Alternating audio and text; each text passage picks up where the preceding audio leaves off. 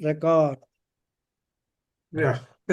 Om Vakratunda Mahakaya Suryakoti Samaprabha Nirvignam Kuru Me Deva Sarvakaryeshu Sarvada Om Sri Mahaganapataye Namaha Om Sri Gurubhyo Namaha Harihi Om Sadashiva Samarambham Shankaracharya Madhyamam Asmadacharya Paryantam Vande Guru Paramparam Asmadgurubhyo Namaha Shruti Smriti Purananam Alayam Karunalayam Namami Bhagavat Padam Shankaram Lokashankaram Shankaram Shankaracharyam Keshavam Badarayanam Sutrabhashyakrutau Vande Bhagavantau Punah Punah Ishwaro Gururātmeti Murtibheda Vibhagine Vyomavat Vyapta Dehaya Dakshinamurtaye Namaha Om Shri Medha Dakshinamurti Swamine Namaha Om Sahana Vavatu Sahano Bhunaktu Sahaviryam Karavavahai Tejasvinavadhitamastu ma Vidvishavahai Om Shanti Shanti Shanti Harihi Om Shri Gurubhyo Namaha Harihi Om Om Bhadram Karne Vishrunuyaama Devaah Bhadram Pashyemakshabhiryajatraah Sthirairangaye Stuttuvagum Sastanubhi Vishemadevahitam Yadayuh Swasti na Indro Vriddhashravah Swasti na Pusha Vishwavedah Swasti nastarksho Arishthanemihi Swasti no Brihaspatir Dhadatu Om Shanti Shanti Shanti Harihi Om Shri Gurubhyo Namaha Harihi Om. 1 minute. Let me switch to my internet. Okay. So we have entered the last mantra. We will chant. Yaha sarvajnaha Yaha sarvajnaha sarvavidyasya sarvavidyasya jnanamayam tapaha jnanamayam tapaha tasmat etat tasmat etat brahmanama brahmanama rupamannam cha jayate. rupamannam jayate. Good.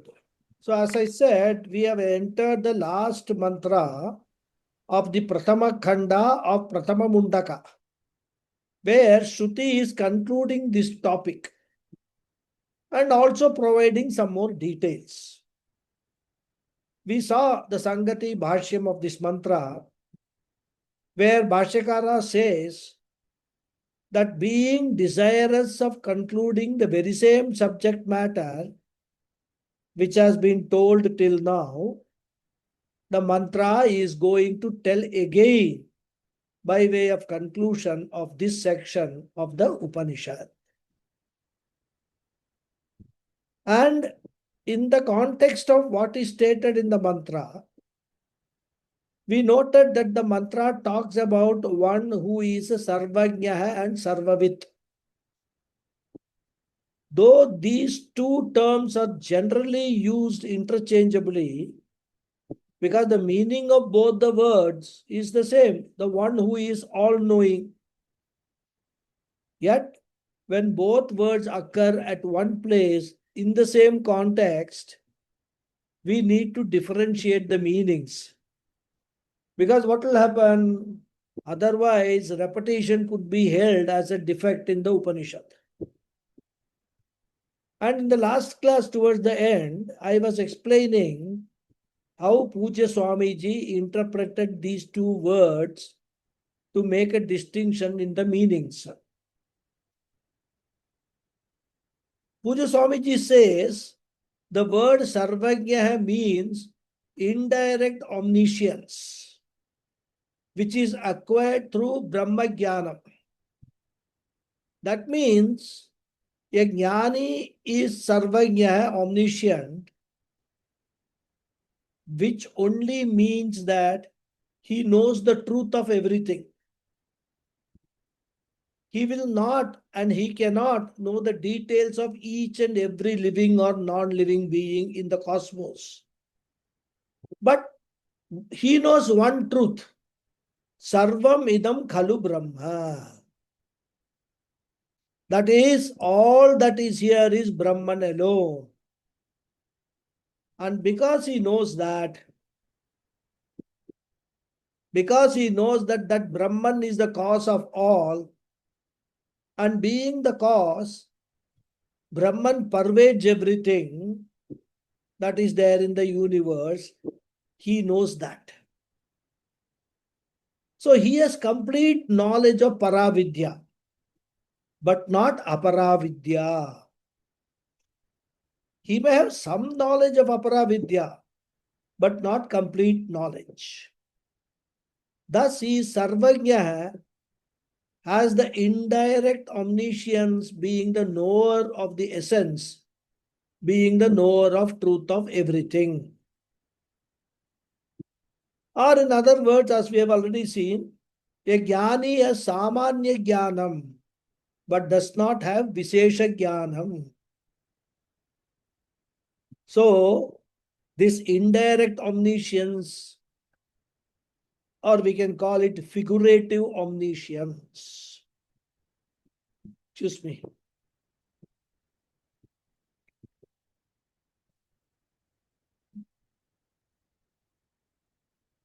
Now, on the other hand, one who is Sarvavit will know the details of every living and non-living being.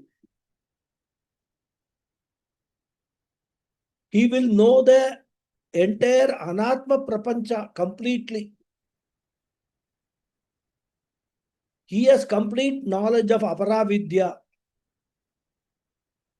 So, this Sarvavidvam means omniscience in the literal sense of the term, which means knowing the Anatma completely. And this is not figurative Sarvajnatva. It is literal and actual knowing. Now, when you talk about Ishvara, the creator, is he Sarvajna or Sarvaved? That is the question. Suppose you say he is Sarvajna. Then he will be like any of the local jnanis, He will not have any knowledge of the details. Suppose you say Ishvara is Sarvavid, then what will happen? He will know all details of Anatma, but he will not know the truth. He will not know the truth of the essence of everything is Brahman. And therefore, Ishvara also will be a samsari. And therefore, the Upanishad says, the uniqueness of Ishvara is he is Sarvajna through Paravidya and he is Sarvavid through Aparavidya. He has got the Atma Jnanam also in full measure. He has got Anatma Jnanam also in full measure. And this is a very unique distinction which Pujya Swamiji makes. In fact, he adds an entirely new dimension to these discussions. And therefore, I thought I will share it. Any disturbances there? Anybody is unmuted? One person unmute. Okay.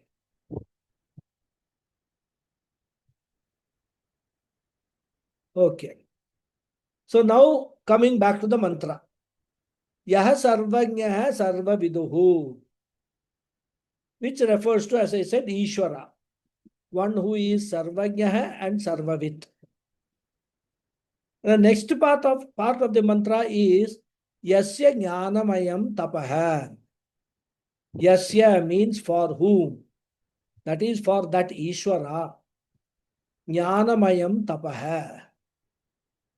Tapaha means austerity. For Ishvara, that austerity is Jnanamayam in the form of knowledge. Because if you remember, and I hope you will remember, in the previous mantra, it was said tapasa chiyate brahma. And we saw the meaning as Brahman expands by tapas. But tapas was not explained by Shruti there. But Bhashyakara told the basis as Jnanena Utpatti Vidignataya. The Bhashyakara knows the next mantra Shruti is going to say, Yes, Jnanamayam Tapa. So he put it there itself. He explained tapas as Jnanena Utpatti Vidignataya. So that is what is stated here. Yasya Jnanamayam Tapaha. One whose tapas is in the form of jnanam, knowledge. That's okay. Now, what does that mean? It means the knowledge is there in Ishvara at all times. But during Pralaya Kala, during the time of dissolution of this creation, along with the entire creation, that knowledge also becomes unmanifest, goes into seed form. So at that time, even though the knowledge is there, Ishvara does not get associated with this knowledge. And now at the beginning of creation, just before the creation starts, Ishvara gets associated with this knowledge, and getting associated with that knowledge is called tapaha. Now, we have seen this example earlier also. Something like there is a lot of knowledge stored in our memory. And even when we go to sleep, that knowledge is still there. And when we wake up after deep sleep in the morning, it will take a few moments for us to recollect where we are, who we are, what all we know, etc., isn't it? So even though during sleep all this knowledge was there, but it was in a dormant stage. And at the time of waking up, we become again associated with that knowledge. And this happens to us day after day. And in the case of Ishvara, it happens cycle after cycle of creation. So that recollection of knowledge by Ishvara is called tapas here. So now you will say, I recollect with the help of my mind, my antakaranam. What is the antakaranam for Ishvara? The simple answer is Maya is the antakaranam of Ishvara. Maya is doing the job of antakarana. So the job done by antakarana at the individual level is done by Maya at samashti level. So yasya jnanamayam tapaha. So in that Maya, that particular jnanam surfaces. And that is called tapas of Ishvara. Then tasmat. Tasmat means from that Ishvara,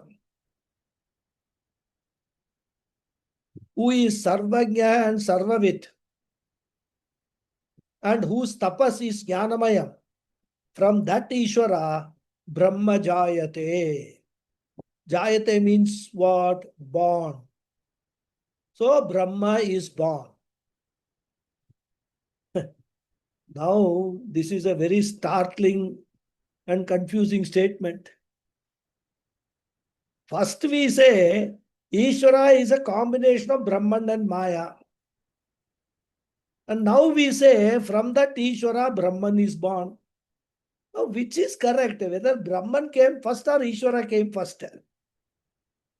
And we thought there was only one Brahman is there, Advaitam Brahman. Now here suddenly the Shruti says, Upanishad says, there is one more Brahman who is born. So, how many Brahmans are there? All this sounds ridiculous, isn't it? So we have to understand here that Brahma Jayate means that Brahma refers to Hiranyagarbha. So that original Brahman, that Advaita Brahman is Karana Brahman, the cause of creation of the whole world. And here Brahma is Karya Brahma. All this we have seen earlier. Karana Brahma, the cause of creation, etc. Now we have also seen the Karanam inheres in the Karyam.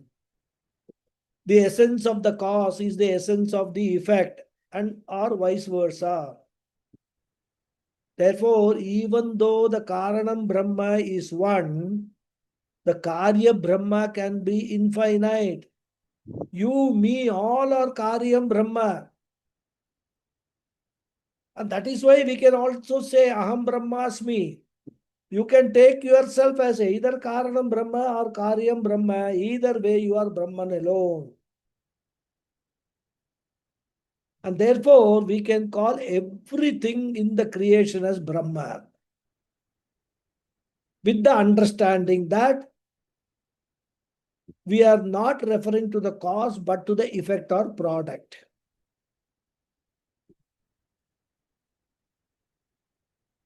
And so, this Aham Brahmasmi can be understood this way also. So, from that Ishvara, Hiranyagarbha is born. Now, Shruti clarifies what is the nature of that Brahman, which is Hiranyagarbha. It says, Nama Rupam Annam Cha. Nama means names, that is nouns, words denoting different objects. Then Rupam.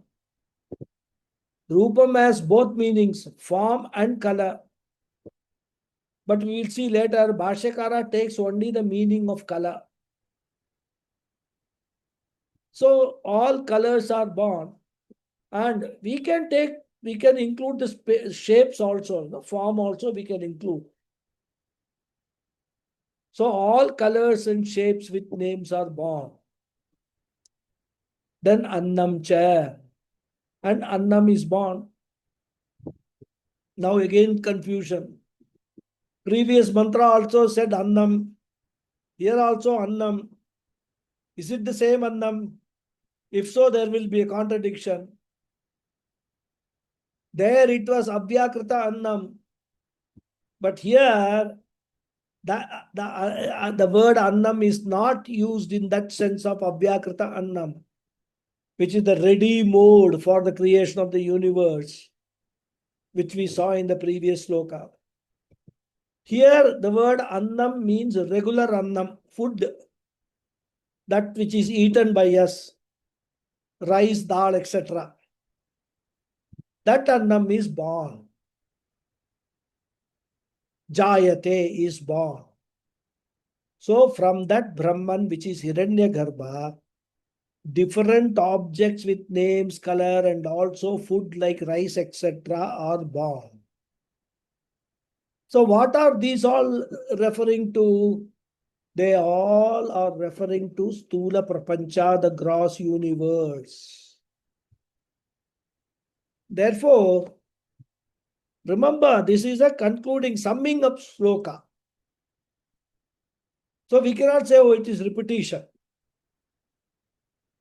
When you sum up some of the important points of what you have already talked, you put it there, isn't it? Thus, creation which was stated in the previous mantra is restated in this mantra. And thus, the topic of creation is concluded, and also the topic of introduction to Paravidya is concluded. So what have we seen? Paravidya, by which Akshara Brahma, the Karana Akshara Brahman is known and attained. That topic is concluded. So this first section was just an introduction to Aparavidya and Paravidya. That introduction chapter is concluded. So now we will read the Bhashya.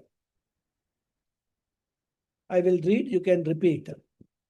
Yaha Ukta Lakshanaha यः यः उत्तरलक्षणः लक्षणः Aksharakyaha अक्षराः अक्षराख्यः Sarvagnaha सर्वज्ञः Samanyena सामान्येन Sarvam Janhati सर्वं जानाति Iti Sarvagnaha इति इति सर्वज्ञः Visheshena विशेषेण विशेषेण Sarvam Veti सर्वं वेति Iti Sarvavit इति इति सर्ववित् Yasya Jnanamayam यस्य ज्ञानमयम् Jnana Vikarameva ज्ञानविकारमेव Sarvagnya Lakshanam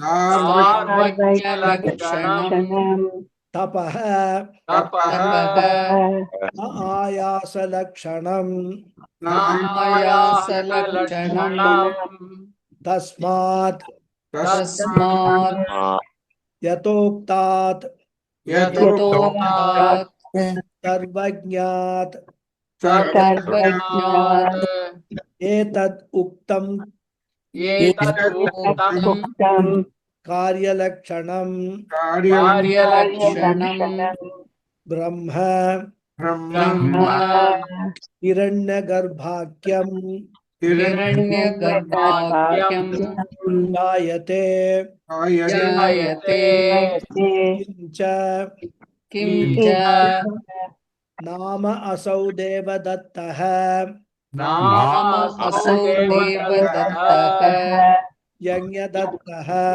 यज्ञदत्तः Ityadi Lakshanam इत्यादिलक्षणम् Rupamidam रूपमिदं Shuklam शुक्लं Neelam नीलम् Ityadi इत्यादि Annancha अन्नं च Vrihi Yavadi Lakshanam प्रियवादिलक्षणम् Jayate जायते Purvamantrokta Kramena पूर्वमन्त्रोक्तक्रमेण Iti Avirodho इति अविरोधो Prashtavyah.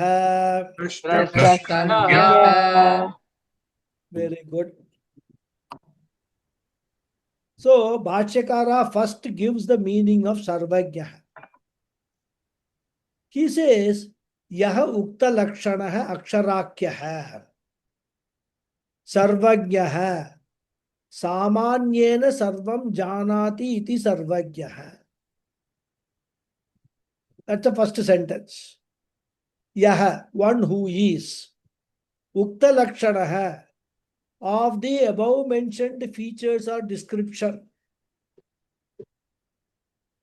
Description means the previous mantras where they have described. And Aksharakyaha. Akyaha means called. Akshara is Akshara Brahman, refers to Akshara. So the one who is called Akshara, he is Sarvajnaha. So Bhashyakara makes it clear that one who was referred to as Akshara Brahma and whose definition or whose features have been talked about in the earlier mantras is Sarvajnaha. And he defines Sarvajnah as Samanyena Sarvam Janati iti Sarvajnah. And this is what Pujya Swamiji's interpretation also. Janati, one who knows. Sarvam, everything. Samanyena, in general. So, one who knows everything. One who is all-knowing, omniscient. In general. In general means what? He doesn't know the details, specific details. But he knows that everything is Brahman alone. That is what is called here knowing everything in general. The truth of everything he knows. He is Sarvajnah. So one who knows in general that everything is Brahman is Sarvajnah. And this Sarvajnatvam is possible for a Jiva also. A Jiva also can have this Sarvajnatvam. And if you remember, this is the answer to Shaunaka's question. What did Shaunaka ask? Kasminnu bhagavo vijñāte sarvamidam vijñātam bhavati.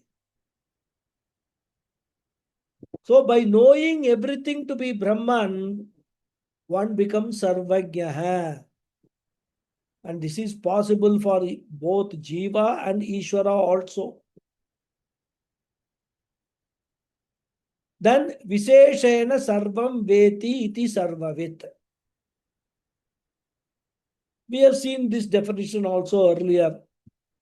One who knows everything in detail is Sarvavit.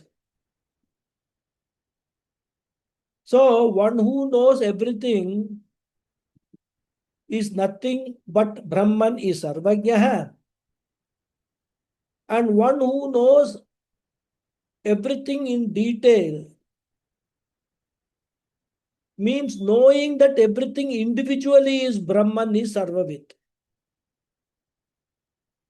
So one who knows that this table is Brahman, this laptop is Brahman, excuse me, this hand towel is Brahman, this mouse is Brahman,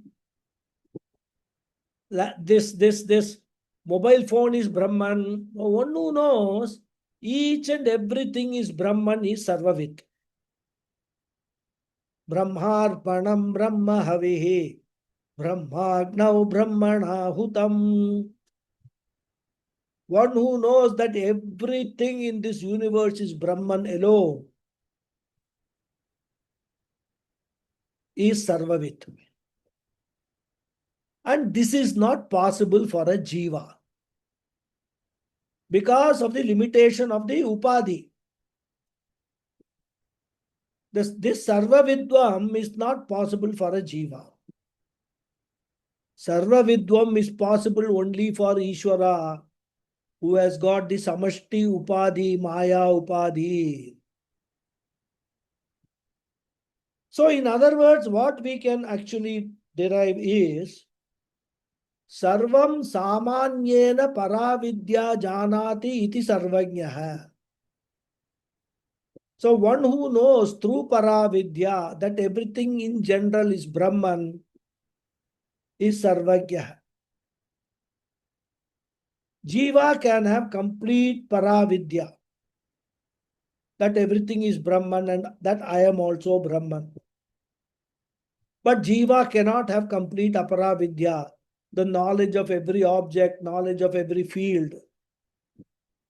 Whereas complete Aparavidya includes all Veda Purva Bhaga and also all material sciences. Any knowledge other than Paravidya is Aparavidya. We have seen this earlier itself. Whereas for Ishvara, Aparavidya is also possible. Therefore, Ishvara is both Sarvajnah and Sarvavit. But the saving grace for moksha is we don't require to be Sarvavit. That is the big plus point. Otherwise, if both qualifications are required, we can never gain moksha and nobody will be a jnani. So to be free from samsara, to be liberated, I require only this knowledge that everything is nothing but Brahman, which is me. And knowing that when I interact with everything, when I use everything, I treat them as my own self. I treat everything in this universe as I treat myself. I love myself the maximum, so I love everything in the universe similarly. And that is why moksha is possible. And that is why we need not have that craze that I should know everything in the world. Because some people have this urge that I should be able to give my expert opinion or expert comment on every field. People say, oh, he is such a knowledgeable person. He can talk about any subject under the sun. All these are all supposed to be very great achievements of people. I'm not belittling their achievements. Of course, there are people. But sometimes this itself becomes very an obsession rather. In fact, which I have also experienced in the Gurukulam, some of the students will come there and when they are exposed to Sanskrit, they will be totally new to the language. So they will have they will not know too much about the language, so they will have an interest in learning something new. But there will be some students who will come there who already have got some knowledge of Sanskrit. And they will be fully going deep into the Sanskrit, They will go deep into all the sutras. And totally ignore the purpose for which they have come to the Gurukulam, which is, gaining Paravidya. They become obsessed with learning the language, using the language, sometimes even projecting their knowledge to others. So, what is important we have to note is, it is not necessary that you should know everything in detail. If you have got this samshaya rahita, viparyaya rahita jnanam, that aham brahmasmi and everything is Brahman, that is more than sufficient for moksha. So for moksha, only sarvajnatvam is required and not sarvavitvam. It's a very important point. So now the next sentence is, yasya jnanamayam jnana vikarameva sarvajna lakshanam tapaha na ayasa lakshanam. So now Bhashyakara explains the next quarter of the mantra. Yasya jnanamayam tapaha. Whose tapas is jnanamayam, whose austerities is in the form of jnanam. Or you can say whose austerity is consisting of jnana. Once again, some Sanskrit is involved here. The word jnanamaya is formed by using a pratyaya called mayat. And one of the meanings in which this suffix is added to a noun is vikara, modification. And that is why Bhashyakara says, jnana vikaram eva jnanamayam.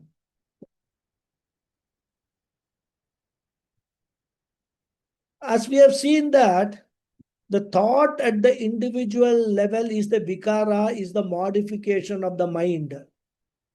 at the individual level.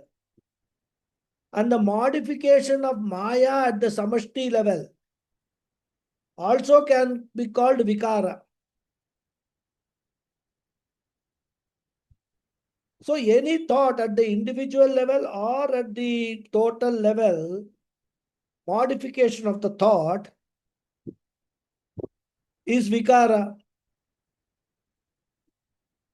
So when Ishvara is doing tapas, means recalling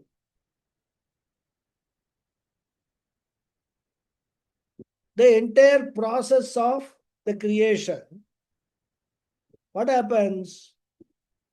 All that knowledge floods the mind within inverted commas, or floods Maya Upadhi, which is nothing but a modification of the thought level, thought of Maya Upadhi, mind of Maya Upadhi.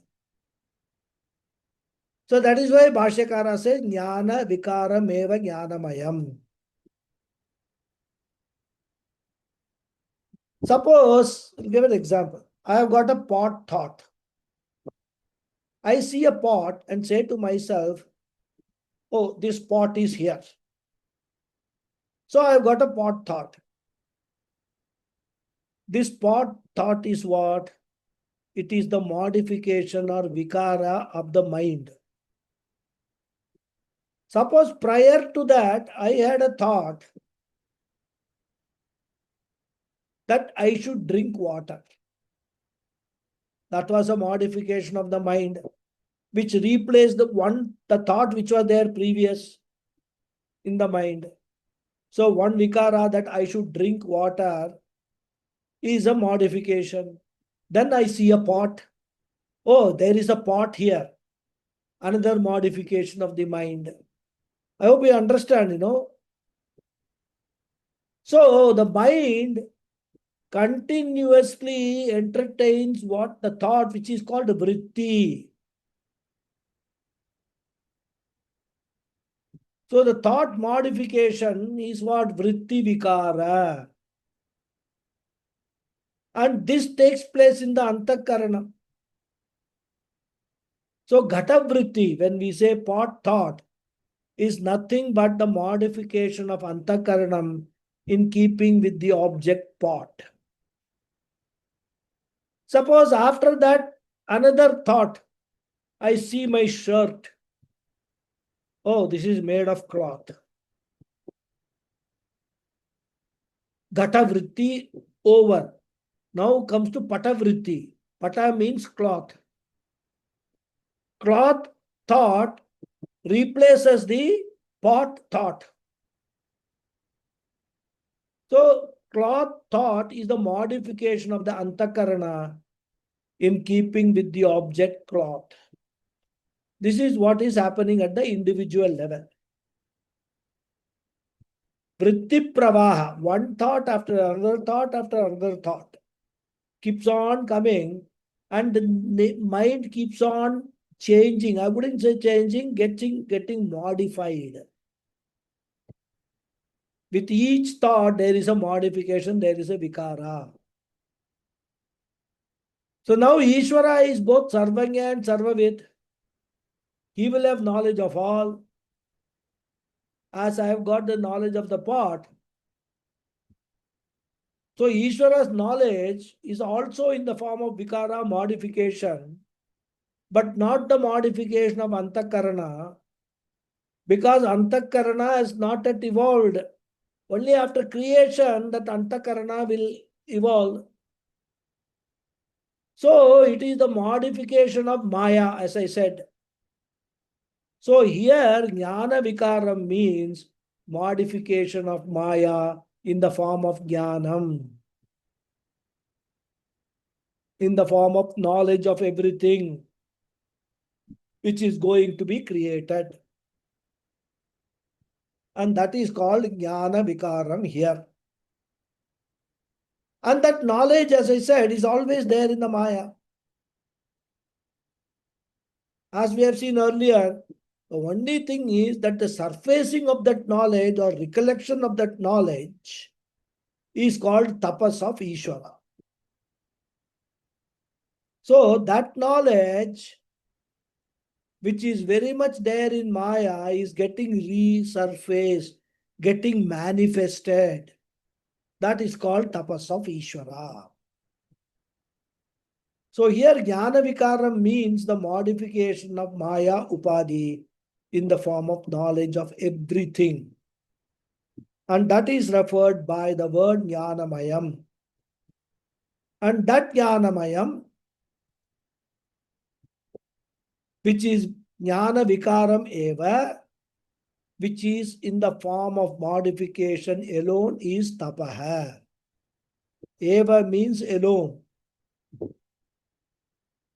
So this modification of Maya in the form of Ishvara alone, in the form of knowledge alone, is Tapaha, the austerity of Ishvara. And Bhashyakara further explains this Jnana Vikaram Sarvagnya Lakshanam. Because when it is Jnana Vikaram, it can be thought of the modification of Antakaranam at the individual level, Vyashti level, and also at the macro level, the Samashti level, at the level of Maya. And therefore, Bhashyakara specifically says Sarvagnya Lakshanam, which is in the form of knowing all, which is in the form of omniscience. So omniscience is the tapas of Ishvara. Sarvajnasya bhava sarvajnah. Tasya lakshanam sarvajnya lakshanam. That is the derivation of this compound word sarvajnya lakshanam. So sarvajnya lakshanam is in the form of omniscience, is tapaha, knowledge, and that too knowledge of everything. Knowledge of everything which is in the form of modification of Maya is the tapas, austerity. Na ayasa lakshanam. It is not a result of any physical activity or physical effort. Because normally tapas means our understanding is what? Lot of physical effort is involved. Isn't it? We read stories of Dhruva, Prahlada, etc., how they did tapas. Standing in one leg, folded hands like this,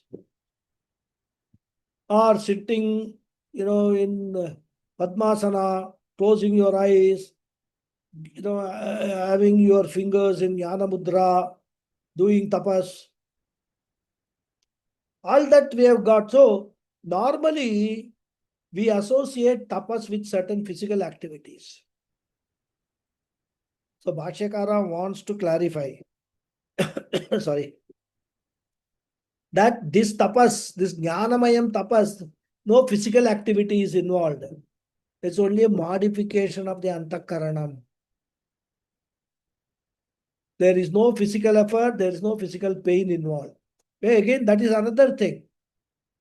People say, unless you have, you experience pain, the tapas will not be successful.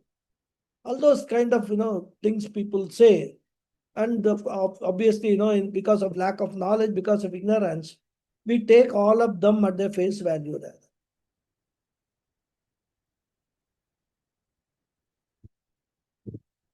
And that's why Bhashyakara makes it very clear, na ayasa lakshanam. For example, suppose one form of tapas is go for Tirtha Yatra. Or, people go to Vaishno Devi, or even in what is that place called? Girivalam, they come, this. Tiruvannamalai. Tiruvannamalai, Girivalam, they all go on foot. Or even some people, Tirupati and all that, they will climb the whole, hill on foot. Right from the foothill, they will go to top where the Balaji temple is situated. That all comes under tapas. The Bhagavata Purana talks of severe penance undertaken by Dhruva, a child of 5 years, who did tapas. That is beyond the limits of a child, even beyond the limits of even an adult rather. So generally in tapas, some extraordinary physical activity is involved, pain is involved. And therefore, when it is said, Yasya Jnanamayam Tapaha in the mantra, there is a likelihood of misunderstanding that Ishvara also undertook some extraordinary physical effort in the form of tapas. But in the case of Bhagavan, there is no pain involved. There is no physical effort involved. And therefore, Bhashyakara says, Na ayasa lakshanam. So the tapas of Ishvara is only in the form of recollecting the knowledge of everything, which is already there in potential form in Maya, which is just getting resurfaced. So here in the second quarter, tapasa chiyate brahma, what was said in the previous mantra, that tapas is clarified. Now next quarter. Next quarter is tasmat etad brahma. Jayate is there, isn't it? Tasmat yatoktat sarvajnat etad uktam karya lakshanam brahma hiranyagarbhakyam jayate. Now the third quarter, tasmat etad brahma part is explained. Tasmat means from that. From that means yatoktat sarvajnat ishwarat. From that omniscient Lord Ishvara, Yatoktat, who was talked about in the previous mantra and also in this mantra. Yatoktat Sarvajnat, who was talked about as omniscient. So Tasmat, from that above mentioned omniscient Brahma or Ishvara, Etad Brahma Jayate. This Brahma is born. And here we have already discussed. Here the word Brahma does not mean Satyam Jnanam Anantam Brahma. Here Brahma means Hiranyagarbha, which is Karya Brahma or not, and not Karana Brahma. Therefore, Etad is equal to Uktam. Uktam means told. What is told? In the previous mantra, it was told. How was it told? Pranaha manahi iti rupena Uktam. That Brahman, that Hiranyagarbha, Uktam Karya Lakshanam. Karya Lakshanam means which is in the form of a product. So product Brahma is born. Karya Brahma is born. In fact, one commentator of the Bhashya says, of course, he says in English, and he says, we can use the word derivative Brahman. So derivative Brahman is born. And it is correct also. Derivative means what? That which is derived, that which is resulting. So here, this derivative Brahman is derived out of the original Brahman. And that derivative Brahman is called Hiranyagarbhakyam. Called Hiranyagarbha. So this derivative Brahma is called Hiranyagarbha means which is in the form of Hiranyagarbha. Jayate is born. Means what? Means Samasti Sukshma Prapancha is born. And that is what Bhashyakara says, Hiranyagarbhakyam Jayate. So Ishvara, Mayopadika Brahma evolves into Hiranyagarbha. That is called here Brahma Jayate. Now the last quarter is explained. Nama Rupa Annam na Jayate. Nama Rupam Annam cha Jayate. And Bhashyakara says, Kincha Nama Asau Devadattaha Yajnadattaha Ityadi Lakshanam Rupam Idam Shuklam Neelam Ityadi Annam cha Vrihi Yavadi Lakshanam Jayate Purva Mantrokta Kramena Iti Avarodho Drashtavyaha. Bhashyakara is also concluding this mantra, the bhashyam of this mantra with this sentence. So, kincha, moreover, nama means name. And what do we mean by name? Bhashyakara explains that the names are in the form of proper nouns. Like what? Asau devadattaha, yajnadattaha, ityadi. Ityadi lakshanam. So names like this, Devadattaha, this is Devadatta, this is Yajnadattaha, Ityadi means etc. Lakshana means in the form of. Now you'll ask, who are these Devadatta and Yajnadatta, etc.? See, in Shastra, this is the style they follow. Whenever they have to refer to a person, to give an example or to explain something, they use this. Devadattaha, Yajnadattaha, these type of names. The standard name in Shastra you will find. Like we say, Rama, Krishna, it's become for us the standard rather. Easily we are, what is the name? Names like Rama, Krishna, etc. we say, Like that the Shastra says, Devadatta, Yajnadatta, etc. So this is Devadatta, this is Yajnadatta, etc. So Hiranyagarbha is born in the form of names like Devadatta, Yajnadatta, etc. Of course, we should not restrict only to Devadatta, Yajnadatta. Because the entire Anatma Prapancha is born of Hiranyagarbha. So each and everything is what? Only Nama Rupa. There's a name for everything. So depending on the form, we will give a name.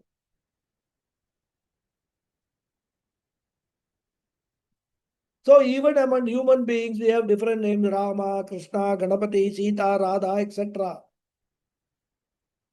So all names. And what are the names? Names are nothing but sounds. And another thing also here, because Bhashyakara says Devadatta, Yajnadatta, which are proper nouns, we should not understand that only proper nouns are referred. We should include even common nouns, table, chair, as I said. All that entire universe, all objects and living and non-living beings, they have to be included. All names are born out of Hiranyagarbha. What else is born? Rupam. Other thing born is Rupam. And as I said, Rupam has got two meanings. One is color, other meaning is form. Of course, here Bhashyakara takes the meaning of color only because he says idam shuklam, neelam, ityadi. This is white, this is blue, etc. Ityadi means etc. So different colors are born. And as I said, we can add different forms are also born.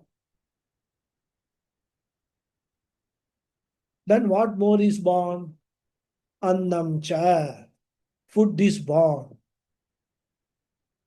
And Bhashyakara suddenly realizes that this annam could be confused with the annam talked about in the previous sloka. And therefore, in order to clarify, he says, Vrihi Yavadi Lakshanam.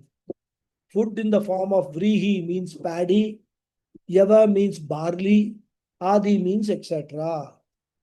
So food in the form of paddy, barley, etc. Joyate is born. Now the question is, in which order it is born? That we will see in the next class.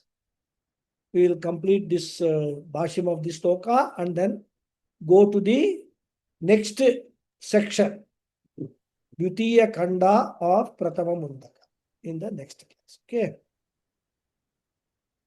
Om Purnamadah Purnamidam Purnat Purnamudachyate Purnasya Purnamadhaya Purnameva Vasishyate Om Shanti Shanti Shanti Harihi Om Shri Gurubhyo Namaha Harihi Om. ಧನ್ಯವಾದ Dhanyavad Guruji. everyone. Thank you very much. ಧನ್ಯವಾದ ಗುರುಜಿ. ಧನ್ಯವಾದ. Namaskaram. Very much, Guruji. Namaskaram. Thank you, Guruji. Hari Om. Thank you. Thank you, Guruji. Hari Om. Thank you. Yes, Sulekha ji, what is your doubt? Namaste, Guruji. Namaste. I have two questions. One is regarding Paravidya and Aparavidya. Can you clarify or expand on that? Paravidya is the essence behind all things, and Aparavidya is the names and forms that we give to those things. So if we can continually and constantly focus on the essence rather than the names and forms, then we can see Brahman, or we can really understand, or I don't want to say experience, but we can cognitively understand that Aham Brahmasmi. Correct. So Paravidya is the knowledge of the essence. Aparavidya is the knowledge that everything in essence is Brahman only. Even though we see different forms and names and colors, etc., the source is one, which is Brahman. So you are right. Your understanding is correct. Yeah. Thank you. And my second question is regarding Nididhyasana. If we are to, as we are abiding in this absolute reality, our attention is focused on, again, that Paravidya, that essence, rather than what is in front of us. It's the names and forms that are in front of us, but the essence behind those names and forms, when we focus on that, that is Nididhyasana. Is that correct? Yes. You go beyond names and forms and cognitively understand that this is nothing but Brahman only. That is what is the purpose of Nididhyasana. Where it is not easy. When we are totally, I would call it, immersed in the world of names and forms, it is not very easy to go beyond that. It requires a lot of practice. You have to meditate upon that. That is what is Nididhyasana. Yes. Correct. Thank you, Guruji. Those are my two questions. Thank you. Hari Om. Yes, Arun Kumar ji. Namaste, Guruji. My question is actually, I'm just taking notes. I just want to reconfirm, is actually one who knows everything in detail is called Sarvaved.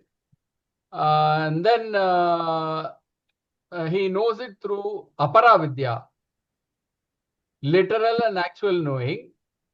that is acquired knowledge through samashti upadhi known as Maya. Is it correct? Oh, that is Ishvara. Yes, it is correct. Okay. Ishvara acquires this knowledge because all this knowledge is where in Maya only.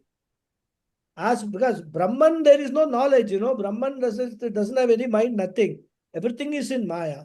So through Maya Upadhi, when he knows, that is Apara Vidya in detail, Sarvavid. Correct.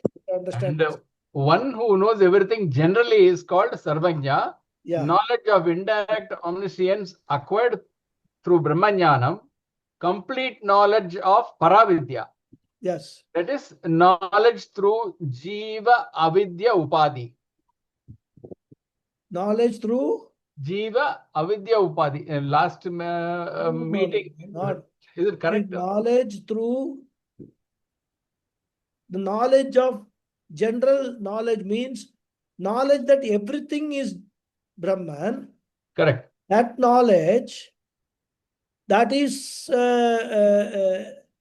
like us. At the individual level, it is that knowledge is at the Antakaranam, with Mano Buddhi. At that knowledge, it comes Chitta and all that, right? And Ishvara level, again, that knowledge also is in the Maya Upadhi. Okay. So both Sarvajna, Sarvavid for Ishvara is there in the Maya Upadhi. Whereas for Jiva, the only possibility is only Sarvajna. Because we cannot be Sarvavid. We cannot know details of everything, isn't it? Correct. Of the limitation of the Upadhi. Correct. That is how it is. Now, I don't know from that Jiva, something you have said, that is gained through Jiva Avidya Upadhi. Last. No, there is no Avidya. No, there must be. God, something I must have said. I will have to go. Okay. Or you go through the video, you will know what exactly I used. Okay. Thank you. Hari Om. Sulekha ji, any more question? Your raised hand is there. Yes, Guruji, one more question, if I may. My question is regarding Hiranyagarbha and Maya and the relationship between the two. I think you had already mentioned in today's class the Antakarana. Is Maya, is Hiranyagarbha residing in the Antakarana of Maya, or is it the... No. Hiranyagarbha is an entity born from Maya. Actually, you can say Ishvara and Maya have sired this Hiranyagarbha entity. So, first child of Maya and of Ishvara or Maya and Brahman combination is this Hiranyagarbha. So Hiranyagarbha is what? He is a result. Is a product of Maya and Brahman, product of Ishvara. So whereas Ishvara, we call it Karana Brahman, the cause of the universe, Hiranyagarbha is the first product. And from Hiranyagarbha only the entire Stula Prapancha, this gross universe has evolved. So first to be born is this Hiranyagarbha. And we consider this as the world. Is that correct? Yeah, that is we consider because it is the Hiranyagarbha is Samashti Mano Upadhi. We have seen earlier also. So from that only it is Sukshma Upadhi, Samashti Sukshma Upadhi. From that Samashti Stula Upadhi comes. So Hiranyagarbha, you can take it as the first product, Karya Brahma. Like that you can take. Thank you, Guruji. Thank you for clarifying that. I had a confusion. I misunderstood it as you were speaking, and now it seems much clearer. I will continue to contemplate. Yeah, these are topics and these are explanations. That's why I try to sort of repeat it 3 times rather. One, I give a gist of the mantra, try to give the gist of the mantra. Number 2, I go through every word of the mantra and explain it. And then Bhashyam I explain, even though Bhashyakara is also giving the same explanation which I have already explained. But the thing is, you listen to it 2 or 3 times, then some doubts may get clarified. That's right, Guruji. Paramahansa's style is he will just give the gist of the mantra and straight away go to the bhashya. He Right. doesn't, because he knows, because I am duplicating the effort here. Because I am first explaining the mantra, which Bhashyakara is also explaining. So it's a duplication of effort. But our Swami Paramarthananda avoids that. But I felt that we are all, new students for Upanishad. So it is better to repeat it twice, thrice, doesn't matter. Because the message has to go in. That is important. That's very much appreciated, Guruji. And also, it's not that I want to get hung up on. I want to see the forest for the trees, as you mentioned in a previous class. It's not the individual or the information per se, but having that information helps, I think, to better contemplate, which then allows for that knowledge to come. It's cleaning or How clearing that out. knowledge is transforming your own lifestyle is what is important. Yes. No, I understand. I mean, I think to read or listen is only one aspect of putting into practice and then actually reflecting, or you become or you manifest what you want to become. Yeah, true. And in that sense, to have confusion, you may manifest and go in a different direction. So that's why the clarifying of the doubts or the opportunity to ask questions, and not for conversation's sake, Guruji. It's not to have an interaction. I never take it like that. Because that is why I keep myself open without any time limit in satsang. Any questions, even if I have told you 10 times, please ask me, I will tell you the 11th time. Thank you, Because Guruji. I know these are all not very easy subjects, which we have never, 40, 50, 60, 70 years of our life, we have never come across anything like this kind of knowledge. So doubts will be there, and that is why mananam is very important. What we are doing in this satsang is only mananam, getting all doubts cleared. And it is not just a one-time process. It has to be repeated process. So don't worry. Please feel free to ask any questions anytime. Thank you, Even Guruji. if you have doubt, suddenly you get some doubt, send me a WhatsApp message. To the best of my ability, I will try to answer it. No problem. Don't worry. I appreciate that, Guruji. And I think in terms of the class itself, it's very helpful. Otherwise, I will not be doing my job as a Acharya, as a teacher. That is, my job is to reach the message, reach the knowledge to the students. Not just, 1 hour talk, give, and then go and do all other things. No. So that is why even when I am actually preparing for the class, I make sure that I understand what I am going to talk. So a lot of research I do, because sometimes I also get doubt that, no, this word is like this. So I go to the dictionary, see what meaning dictionary is giving, whether this meaning is included there or not. I spend a lot of time in doing that. Not because of that I am teaching. It is learning for me also. That's why when I enjoy teaching, because I am learning in the process. It's most valuable to me. So thank you, Guruji. Don't worry. Thank you, Guruji, very much. Thank you, Hari Om. Thank you. Guruji, one last this thing. Yes. That Karana Brahman is cause of creation, and Karya Brahman is effect of creation. Yes. Is that right? Yes. Oh, okay. I have understood. Yeah. Thank you very much, sir.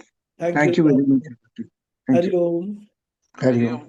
Thank you. Hari Om. So we'll meet the next class. Hari Om, Guruji. Thank you. Hari Om. Thank you, Guruji. Pranam. Pranam. Thank you.